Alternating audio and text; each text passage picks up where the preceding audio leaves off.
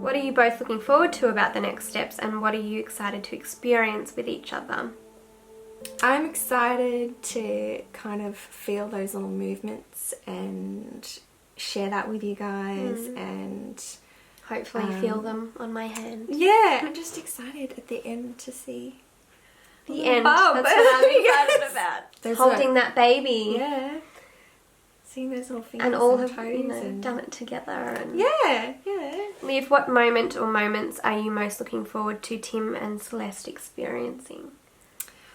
Oh, yeah, I don't know. There's so many. Those little movements, the little handholds when you're feeding them. You know, just, I don't know, the good with the bad, being pooped on, being weed on.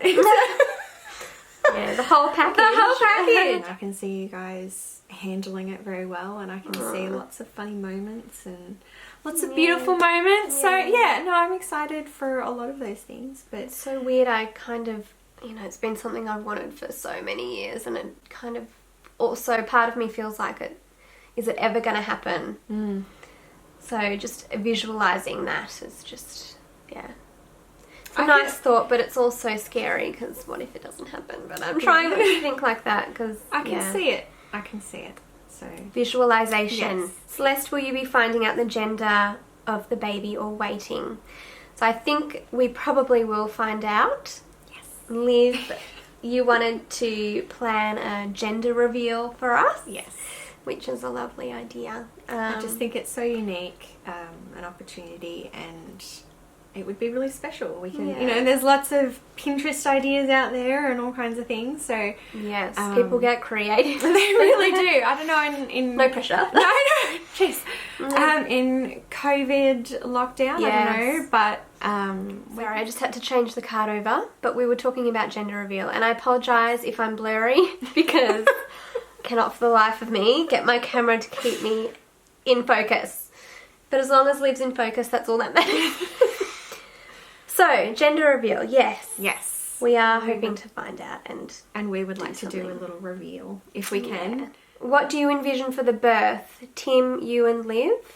I'm assuming they're asking if that's who's going to be in the room. I think we would like Luke to be in the room too. It depends. We would like all four of us to be in the room.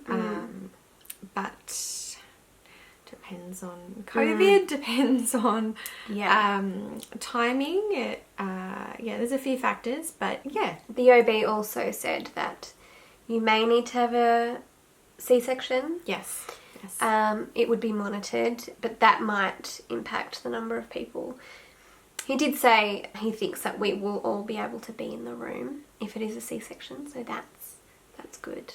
But yeah, I think Liv feels comfortable with us being there. I think Tim's going to be an emotional mess. Sorry, Tim. He'll be cracking jokes and then bawling his eyes out within a minute. Yes. I think it's on going to be... the floor in the fetal position and then fully pumped up, ready to go. Let's do this. And then it'll be interesting to see. But I think it's going to be a whirlwind of emotions and trying to support you in the best way we can. And it's going to be interesting. Yeah, it'll be interesting times. But no, I think it'll be so good. Exciting. Will Liv be involved directly after the birth, holding or breastfeeding, or will you move to a different room? So yes.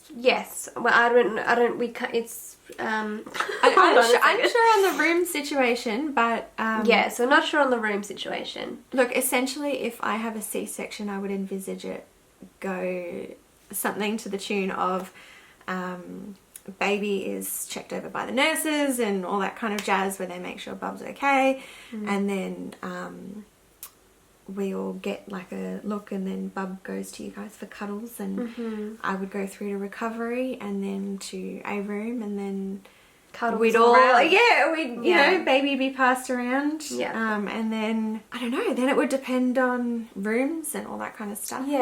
I won't be breastfeeding, but hopefully Celeste will be able to induce lactation. I am hoping to induce lactation, and then yeah, but at the very least, there'll be, the baby will be lots of cuddles and... Yeah, ideally. Ideally, that's what we would like to aim for. That's the plan. Will it be mentally, emotionally confusing for Liv's husband and children to see her pregnant but not keep the baby? I think it'll have its challenges. Yeah. I think the kids are going to be really excited.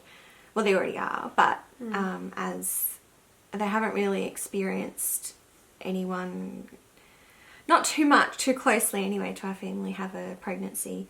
The girls are too little to remember my pregnancy with Xavier, so so it'll probably be a bit confusing for them. They are aware of it, as I think it's very different as opposed to being aware and expecting something to happen as to it happening and unraveling. Yeah.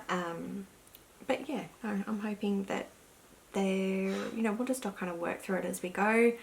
And like we said, we are neighbours, so there's plenty of opportunities for the kids to see the baby, and they're excited to, experience that. Is it hard when the kids ask questions? A little bit sometimes. It's very scientific as opposed to a biological form, but kind of the same. Yeah, it's hard to explain some of the logistical side of the science. Yeah. IVF and things. I remember when I had just had my egg collection, Lil was asking me all these questions about where are your eggs and why aren't they at home with you, but they're your eggs, so why would they be somewhere else? And oh my gosh, so cute. I'll try to insert a little clip of her asking those questions. Where's the eggs gonna live? I'll show you. At the hospital for now. Yeah, and where are they gonna go live in your house? They won't be at my house. They'll be somewhere else. Well, they're your eggs. Yeah. But someone will take good care of them for us. To lay them for you. No, they won't lay them for me. They will hatch them for you. They'll go into a tummy and then grow into a baby. And then they'll give them to you. A bit complicated, isn't it? Yeah. When I had the scratch done, and she's like, "You're happy for this? This is how do they do that? Why would they have scratched you? Yeah, why would you let someone scratch you? Why? Logical. Logical. It doesn't make a lot of sense to them. Even trying to explain when the transfer was coming up, they're like, "So how do they get the baby in you? Is it a needle? Is it a tube? Where do they go through? Your tummy, or do they go through your vagina?" And I'm like trying to explain it all, and I'm like, "Oh, yeah, it's just." It's a lot. They're simple questions, but they're a bit complicated to answer, and when you answer them very honestly, which we do, they kind of walk away and go, "Oh." And then they'll turn around and go, "Can I have a snack?" And you're just like, okay, you clearly took all of that on board. That's in one ear, out the other. Yeah. How have you gone tackling surrogacy as part of your friendship? Do negative results impact your relationship at all? I don't think they have. No, I don't think so. I definitely felt flat after the negative test result. And I think maybe that's a unique thing, because we were both feeling flat, and usually as a friend you support... Well, we did support each other, but usually it's weird that we've gone through the same thing together. Yeah. It's a very unique thing. It is.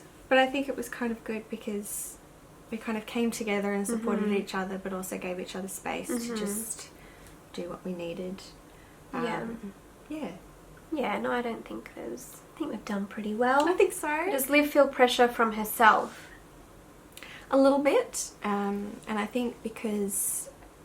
I don't know if it's normal, but the cycles all seem to happen really fast. Like, there'll be a lot of nothing, and then all of a sudden it's here, and it's happening, and it's, And a lot of waiting. Like, we started the surrogacy process in November last year, so it was a lot of hurdles to get through. And even before then, we had to create the embryos, Tim and I. And so it's just been a lot of waiting. I mean, you originally offered in 2016, and here we are in 2020. Yeah, but it's still... So when a cycle starts... it just feels to happen really quickly. It happens so quickly. And then from the time your cycle starts, and then they book you in for your first blood work and scan, and then all of a sudden they're like, transfer is happening this year. You're like, what? Oh, okay, we're here. Yeah, and it's happening. Yeah, so it's it happens really quickly. So I have felt a little bit of pressure. Just, I don't know, you kind of second guess yourself and say, well, am I eating the right things right now? Am I doing the right thing? Oh my God, it's starting on Monday or next week sometime. Should I be going out for a jog, even though I don't jog? Should I just suddenly pick up some kind of activity to kind of get myself in better shape? Or, but I don't know, I think those are just normal things to kind of go through. Yeah.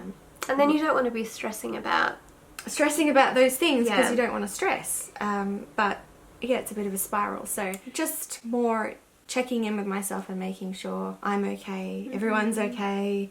Yeah. Mentally prepared and just trying to eat the right things and but not from you guys. I don't feel pressure from you guys, which is one thing I've always worried about. I know, and it's hard not to. I think even if you were going through it, like, you know, through an IVF cycle, it would be a transfer. You'd be going, right, well, what, you know, should I suddenly do this? Should I do that? Should I be eating more? I don't know, you start looking up all these things. Yes, you know, just... I was wondering if you've spoken about how many tries you were all willing to take and if you've got a cut-off point for surrogacy. Would you transfer the non-PGS tested embryos or rather do another egg retrieval? So yes, we have talked about that. At this stage, we are going to try with all of the embryos that we have frozen. So we currently have 1 PGS tested and 2 non-tested. So we do intend to use those non-tested embryos.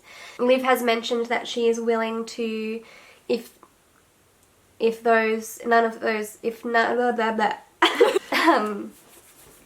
has mentioned, can you imagine me on my own? Bit of a behind the scenes.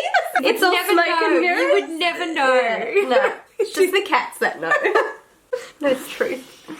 Yeah, Liv has mentioned that she is willing, if we do decide to create more embryos and keep trying, that she's willing to keep trying with transfers, and we're hoping obviously that won't be the case, because I don't want to put you through that. And Tim and I have kind of decided really that we don't want to do another egg retrieval, and, you know, never say never, but it's tricky to say something when you're not there yet. Yeah.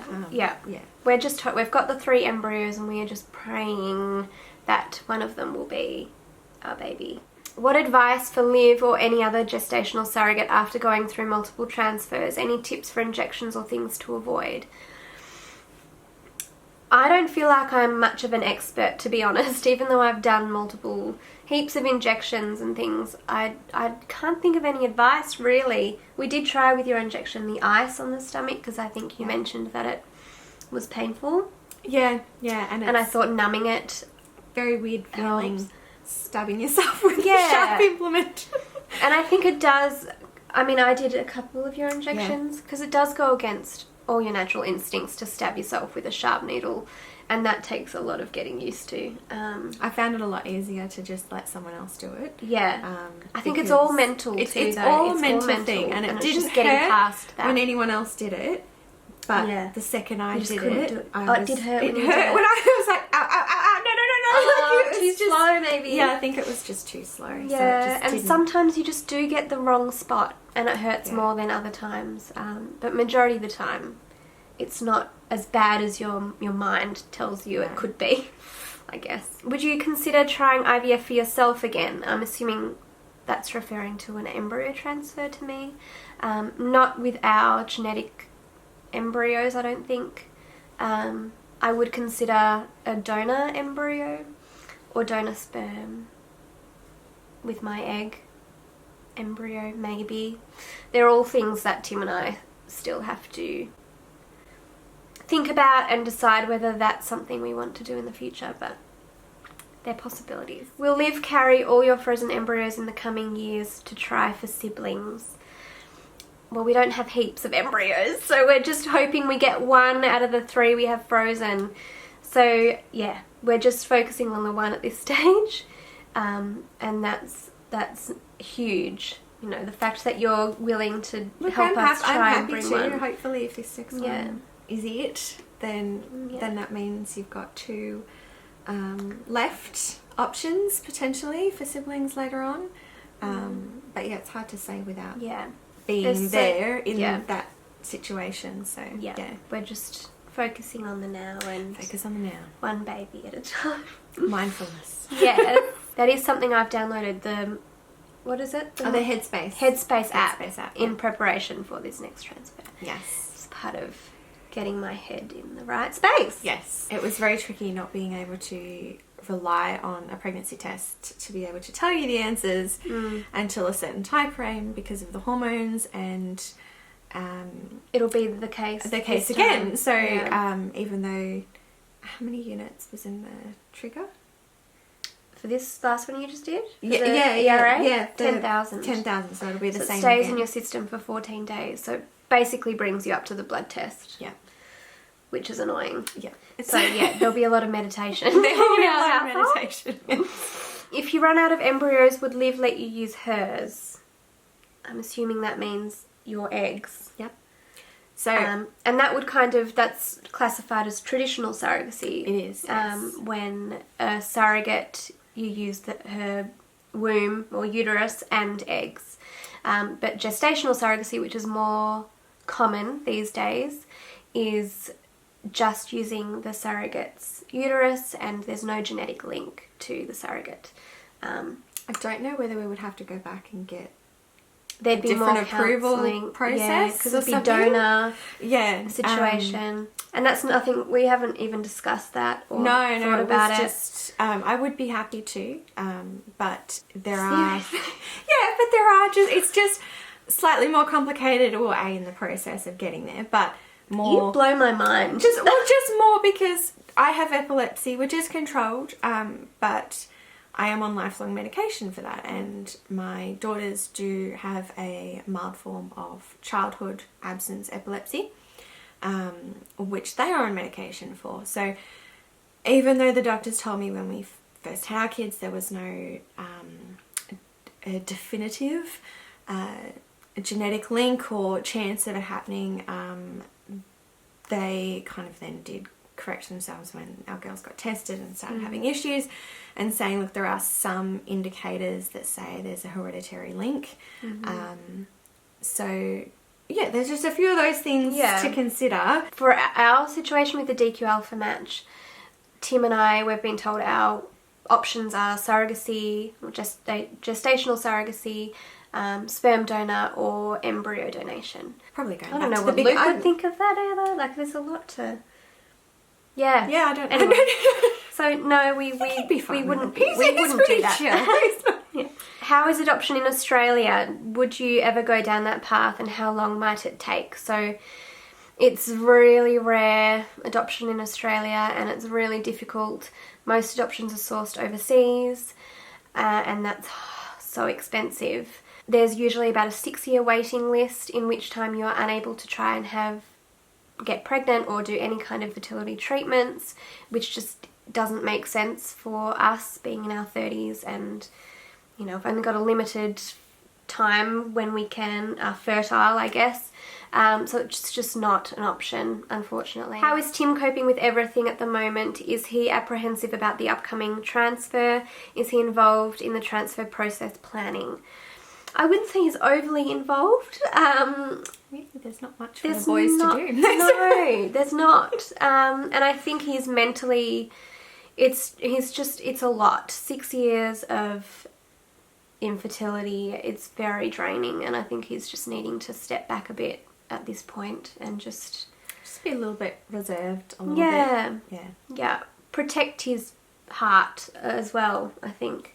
I think even though he was cautiously optimistic, I think his heart was more optimistic last transfer than he let on. Yeah. And then was very crushed, as we all were, but so I think this time around he's probably just a bit more reserved and cautious. Celeste, what is your favourite personality trait about Liv? And Liv, what is your favourite personality trait about Celeste?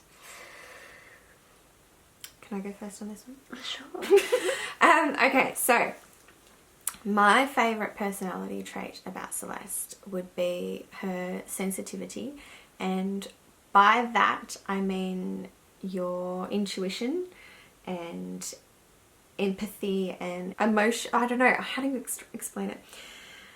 I was going to say empathy for you. You stole my answer. That's why I wanted to go first. No. Very gentle, and you always seem to know when people need comfort, when they need space, when they need, you know, just a little note saying that you're thinking of them. You literally have 50 million reminders about other people in your life on your phone because you try and, you know. I can't remember everything I tried. No, but you try and just be there for lots of people in your lives, in your life that, yeah, so you're just very sensitive and in tune to those around you, and not just people, your animals as well, and, yeah, it's a lovely trait to have. Very nurturing. Thank you. Yeah. You stole my answer. I know, that's why I wanted to.